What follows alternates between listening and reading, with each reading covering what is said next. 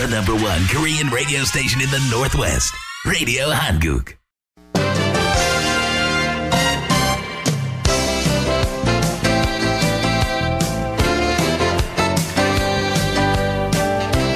(12시) 정보 데이트.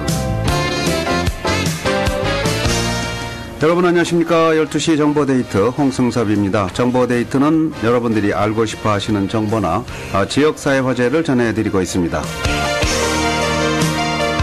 오늘은 부동산 정보를 전해드리겠습니다. 2014년에 부동산 동향과 전망을 알려드리도록 하겠습니다. 오늘 뉴스타 부동산의 시애틀지사장 유근열 사장 나오셨습니다. 어서 오십시오. 안녕하십니까. 해피 뉴 이어. 예, 새해 복 많이 받으십시오. 네. 청취자분들께도 새해 복 많이 받으십시오. 예. 자, 이 비즈니스가 좀 잘 돼갖고요. 예. 이 많은 또 한인들도 예. 부동산 시장이 잘 되면 전체적으로 잘 되지 않겠어요? 아마 우리 그 교민사회에서 가장 베이스가 될 수 있는 부분이 이제 부동산 쪽인 그렇죠. 것 같습니다. 네. 거기에서 이제 주택 매매라든가 비즈니스 매매가 얼마나 활성화되어 있느냐, 가격이 올랐느냐, 내렸느냐가 결국 저희 전체 교민사회의 어떤 그 경제적인 역할을, 그 영향을 바로 미치니까요. 그렇겠죠. 예, 이 뭐 부동산 동향이 곧 저희 교포사회의 어떤 경제 동향이라고 보면 맞을 것 같습니다. 네. 자, 2014년에 이제 부동산 동향 전망을 한번 살펴보면서 금년이 이제 어떻게 흘러갈지 한번 알아보겠습니다. 근데 먼저 이제 작년도 주택 동향 한번 좀 결산 좀 해주시면 좋겠네요. 그렇게 하겠습니다. 뭐 이제 2013년도 통계 자료들이 이제 불과 이제 어저께 그저께들 막 나오기들 시작을 했고요. 뭐 2014년에 대한 전망이라든가 이런 거는 이제 작년 연말부터 조금씩들 나오기 시작을 했습니다만 단적으로 말씀드리면은 2013년도에 뭐 주택 시장은 호황이었다. 호황. 이렇게 말씀을 드려야 되겠고요. 네. 과연 그럼 2014년도는 어떨 것이냐? 뭐 한마디로 말씀드린다 그러면은 호황이긴 하되 2013년만은 안 될 것이다. 그래요? 이렇게 보시는 게 맞을 것 같습니다. 예. 2013년도는 2012년도, 11년도 그 전에 이제 2008년도부터 시작을 했습니다만 그런 어떤 불경기가 아주 깊숙하게 와닿았었거든요. 그래서 오르는 그 가격의 동향도 굉장히 단기간 내에 가파른 상승 곡선을 그었는데 네. 2014년도에는 아마 그런 상승은 좀 어렵 것 같고요. 대략 완만한 상승세를 이어갈 것이다. 이런 그 전망이 가능한 부분은 이제 2013년도 통계를 월별로 쭉 한번 트렌드를 보면은요. 네. 그것이 이제 눈에 보입니다. 우선은 2013년도 12월 달이 과연 성적이 어땠느냐. 그 성적표를 한번 살짝 훑어보면은요. 네. 2012년 12월 달 대비, 그러니까 작년도의 12월 달이 그 전년도의 12월 달 대비해서 인벤토리가 약간 늘었어요. 그러니까 이 얘기는, 뭐 여러 가지로 이제 해석을 할 수 있겠습니다. 이거를 좀 염세적으로 볼 수 있는 부분은, 이거 그러면 인벤토리가 늘어났기 때문에 예. 가격 상승의 폭이 둔화되는 거 아니냐. 말은 맞습니다. 전체적으로 가격을 결정하는 가장 중요한 요인은 공급과 수요 법칙이거든요. 어떠한 이유에서라도 공급이 늘어나면 수요가 이제 특별하게 늘지 않는다라고 봤을 때 그렇다 그러면 공급이 늘어나면 가격은 내려가게 돼 있죠. 네. 하지만 지금의 공급이 늘어난다는 것 자체가 적정 수준보다도 지금도 아직도 한참 아래에 있거든요. 평균 5개월 내지 6개월치 정도의 소화 물량이 인벤토리에 나와 있어야 되는데 현재 그 시스템 와이드 그러니까 21개 카운티 전체로 본다 그러면 약 4개월치 정도. 그다음에 킹 카운티는 이제 2개월이 채 안 되고요. 네. 그다음에 스노우미시 카운티하고 피얼스 카운티도 약 3개월이 약간 넘는 수준입니다. 이렇게 된다 그러면 아직까지도 시장은 셀러 마켓이라고 봐야 될 것 같고요. 과거에 저희가 2013년도에 또는 2012년대 하반기에 보는 그런 셀러 마켓보다는 시중에 물건은 좀 더 많이 나와 있지만 그래도 마켓의 트렌드를 뒤집을 정도로 바이어가 물건을 마음대로 골라 잡을 수 있을 정도의 공급량은 아니다. 라고 이렇게 지금 말씀드릴 수 있을 것 같습니다. 그렇군요. 네, 그거를 반증하는 내용이 인벤토리가 약간 늘긴 했지만 가격도 역시 상승을 했습니다. 그러니까 그런 부분을 본다 그러면 아무래도 공급이 조금 12월 달에 전년도보다 좀 늘어났다 하더라도 가격 상승 자체를 꺾어버릴 수 있는 기세는 아니다. 당연하게. 이렇게 봐야 될 것 같습니다. 네. 우선 12월 달에 그 클로징된 건수를 보면은요, 무려 지금 전체적으로 보면은 2012년 12월 달보다 16.9%나 상승을 했습니다. 이거는 뭐 굉장히 많은 상승 퍼센테이지예요. 또 중간 가격도 7.8%나 올랐고요.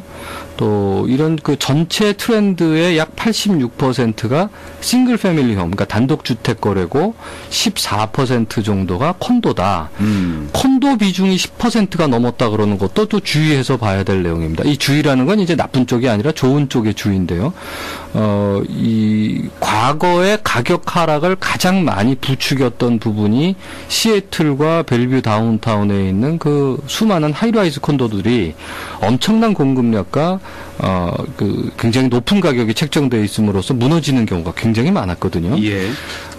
이것이 2013년 2월 달부터 매매가 차지하는 비중이, 콘도가 매매에서 차지하는 비중이 5%를 넘기 시작하더니 가장 좋았을 때 12%까지 갔었어요.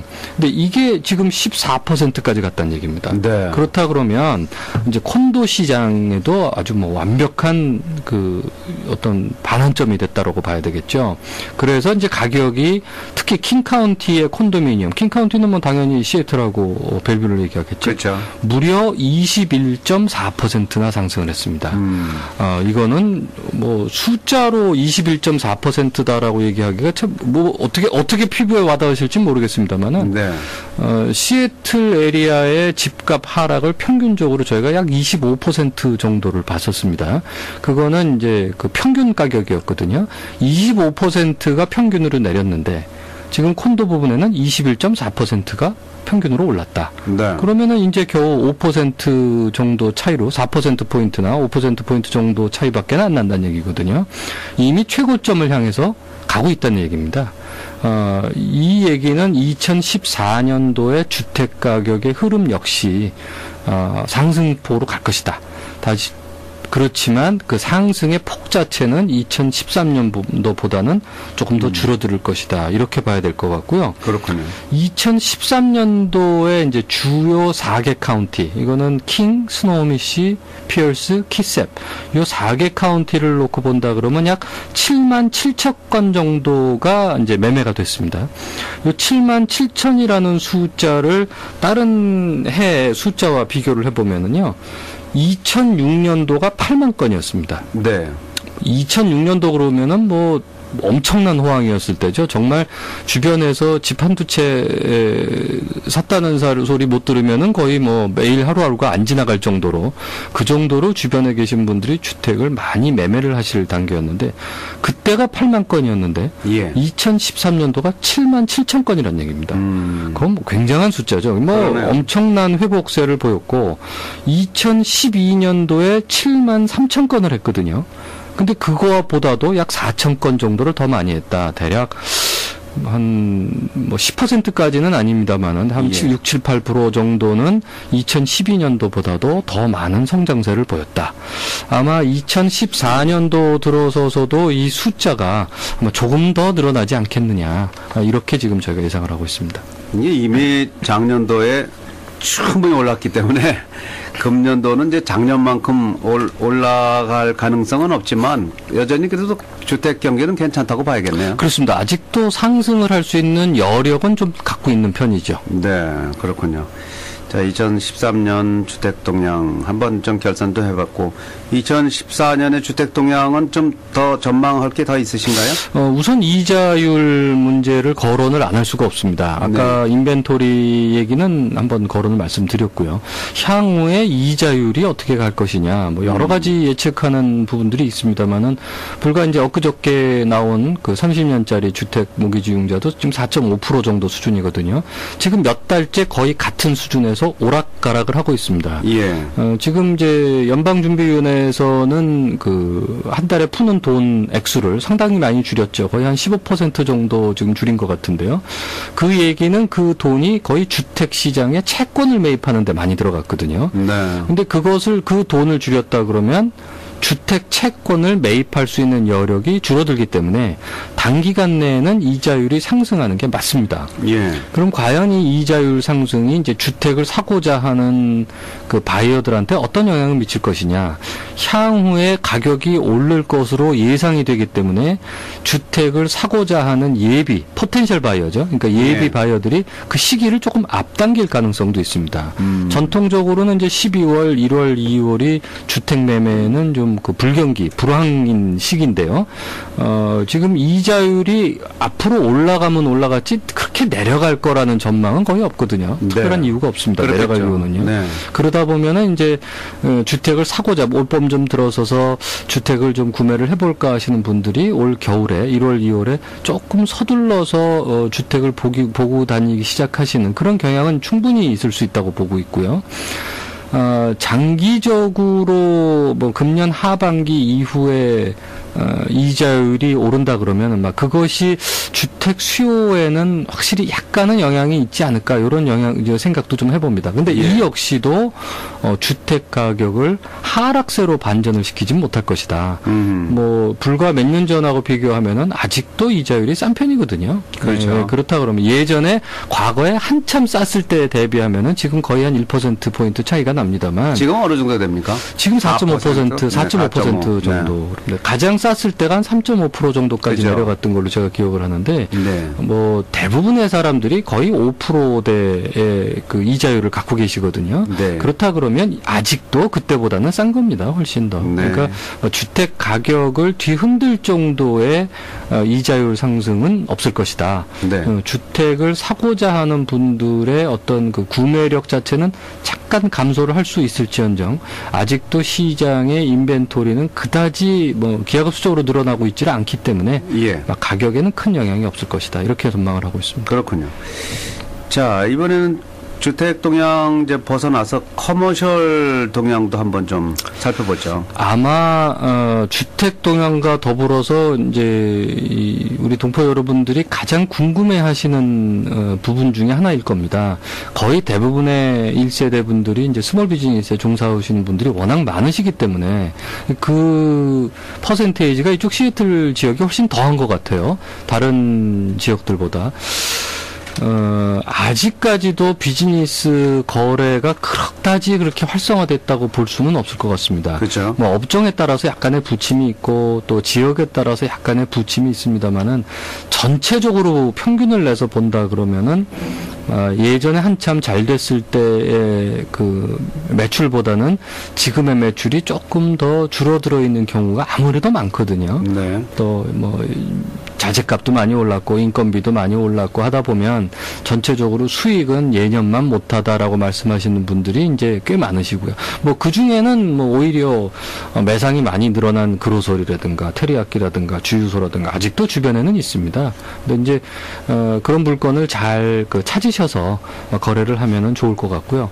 또 비즈니스가 현재 매상이 줄어들었다 하더라도 결국은 운영자가 누구냐에 따라서 달라질 수 있는 거거든요. 그렇죠. 예, 또 음식점 같은 경우는 로케이션보다는 역시 결국은 맛이죠. 예, 결국은 뭐 맛이 좋으면 저 후미진대에 들어가 있다 하더라도 사람들이 찾아가게 마련이고 광고를 하지 않아도 사람들이 입소문 나서 그냥 어느 정도는 유지가 될 수 있는 부분이 있고 이렇게 참 그 일반인들의 생각하고는 약간 다른 부분들이 항상 그 비즈니스 매매는 있을 수 있기 때문에 한마디로 트렌드가 이렇습니다 저렇습니다라고 단정지어서 말씀드리긴 좀 어렵습니다만은 2013년도까지 비즈니스 매매가 된 거를 본다 그러면 확실히 부진한 거는 사실입니다. 뭐 네. 저희 회사 같은 경우를 보면 워낙 인원도 많고 트랜잭션도 많기 때문에 어느 정도 저희가 자체적인 통계가 가능하거든요. 대략 네. 뭐 레지덴셜과 커머셜의 비중이 뭐 6대4가 돼야 된다든가 7대3이 돼야 된다든가 어떤 이런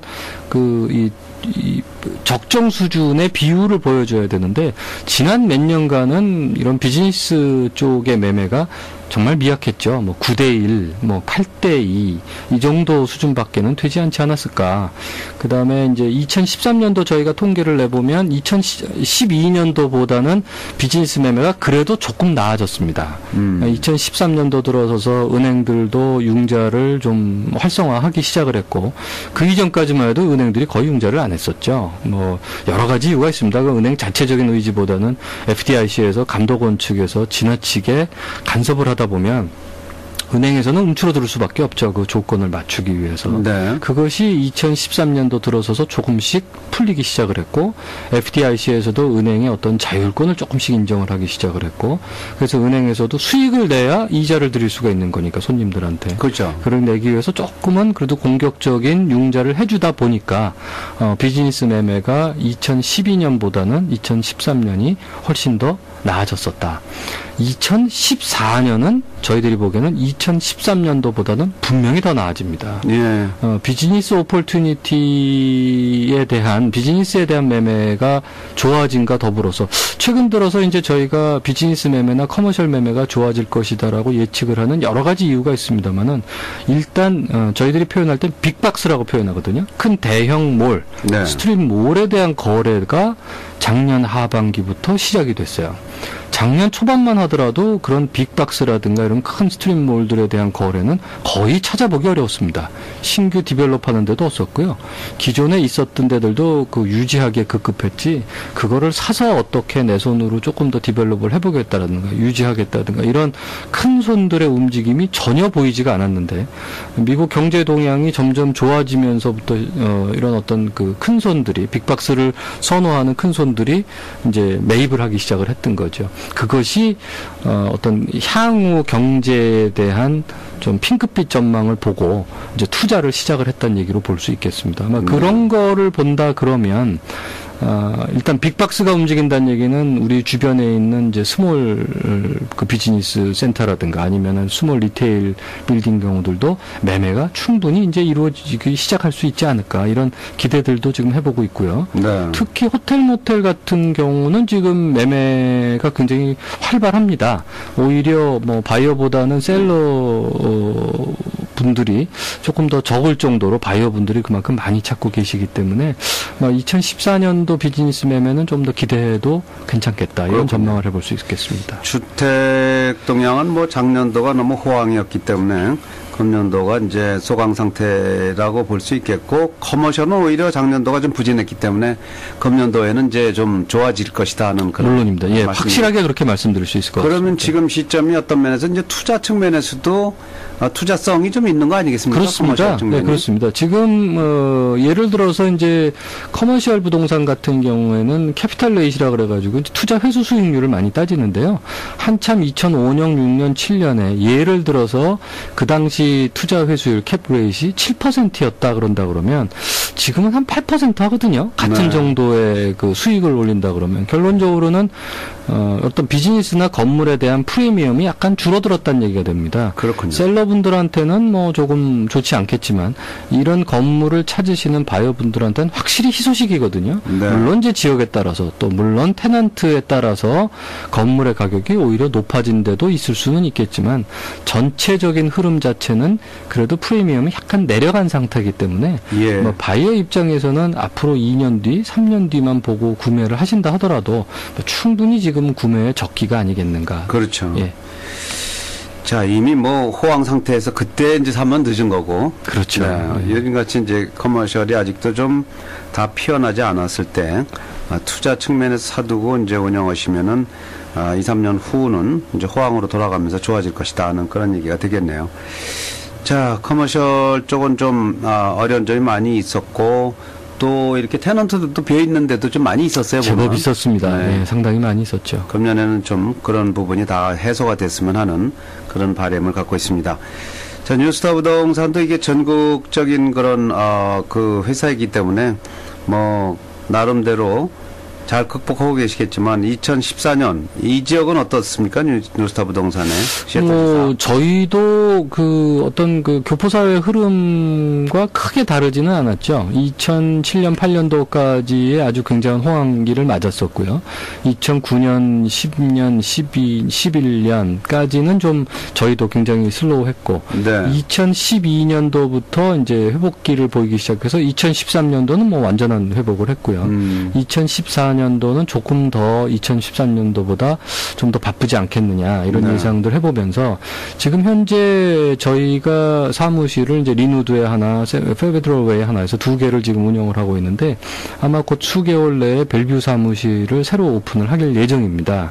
그래서 저희가 예전에 초기에 2005년도와 6년도에는 벨뷰 사무실을 운영을 했었죠. 예. 그러다가 이제 2007년, 8년 이후부터 저희가 벨뷰 사무실을 폐쇄를 했는데 다시 금년도에 벨뷰 사무실을 이제 재운영을 할 예정으로 갖고 있습니다. 그렇군요.